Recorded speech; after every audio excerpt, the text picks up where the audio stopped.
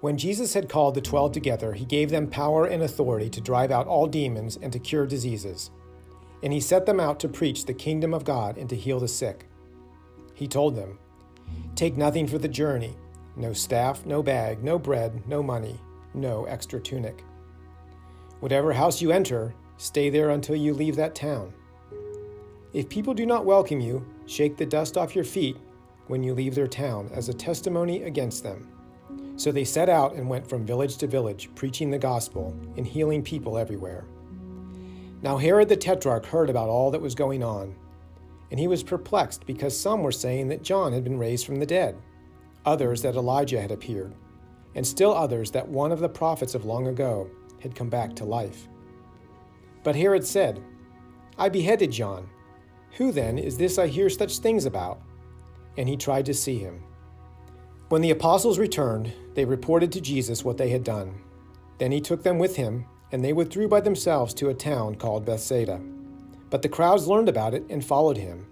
He welcomed them and spoke to them about the kingdom of God, and healed those who needed healing. Late in the afternoon, the 12 came to him and said, "Send the crowd away so they can go to the surrounding villages and countryside and find food and lodging, because we are in a remote place here." He replied, "You give them something to eat." They answered, "We have only 5 loaves of bread and 2 fish, unless we go and buy food for all this crowd." About 5,000 men were there. But he said to his disciples, "Have them sit down in groups of about 50 each." The disciples did so, and everybody sat down. Taking the 5 loaves and the 2 fish and looking up to heaven, he gave thanks and broke them. Then he gave them to the disciples to set before the people. They all ate and were satisfied, and the disciples picked up 12 basketfuls of broken pieces that were left over. Once, when Jesus was praying in private and his disciples were with him, he asked them, "Who do the crowd say I am?" They replied, "Some say John the Baptist, others say Elijah, and still others that one of the prophets of long ago has come back to life." "But what about you?" he asked. "Who do you say I am?" Peter answered, "The Christ of God." Jesus strictly warned them not to tell this to anyone. And he said, "The Son of Man must suffer many things and be rejected by the elders, chief priests, and teachers of the law. And he must be killed, and on the 3rd day be raised to life."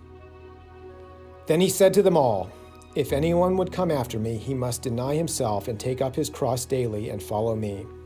For whoever wants to save his life will lose it, but whoever loses his life for me will save it.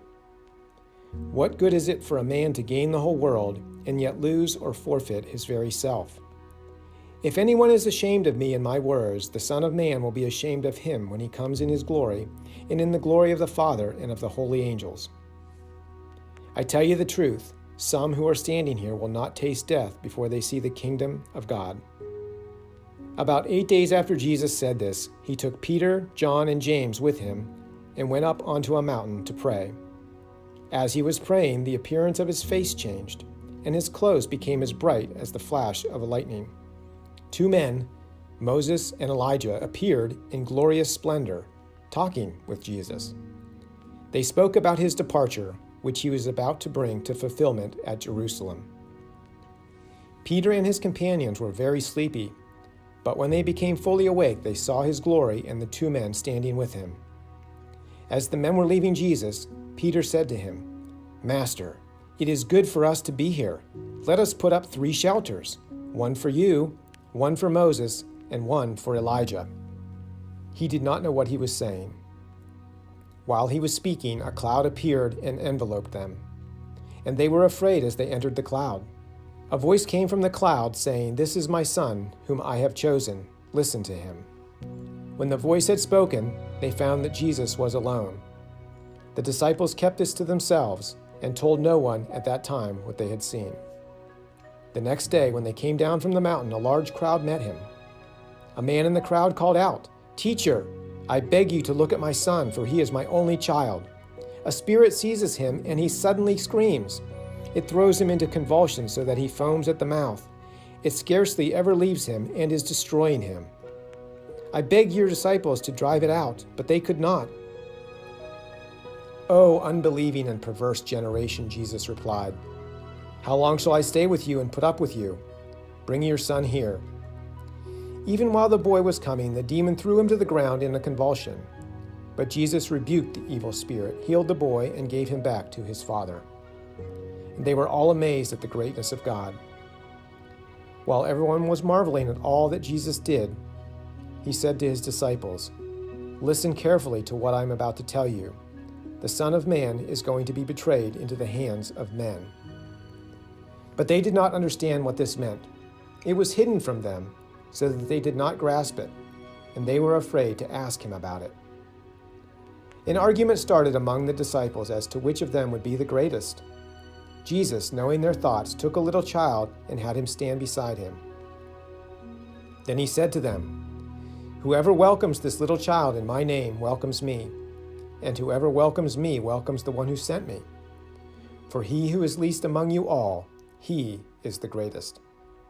"Master," said John, "we saw a man driving out demons in your name, and we tried to stop him, because he is not one of us."